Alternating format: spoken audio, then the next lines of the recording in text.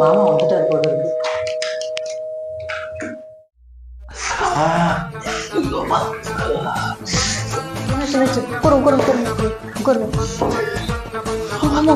என்னாச்சு மாமா? என்ன ஆச்சு சொல்லுங்க. பார்த்து வர மாட்டீங்களா? நாய் வந்தா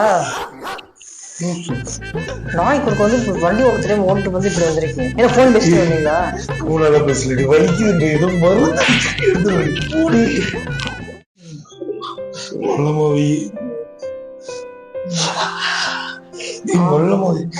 ஆமாம்மா, நிறைய பேர் நாயினாலேயே வந்துட்டு விழுகுறாங்க. இந்த பக்கத்து தெருல எல்லாம் ஒரு அக்கா வந்துட்டு கறி வாங்கிட்டு போயிருக்காங்க. நாய் குறுக்க வந்து அவங்க இடுப்பே உடஞ்சு போச்சாமா.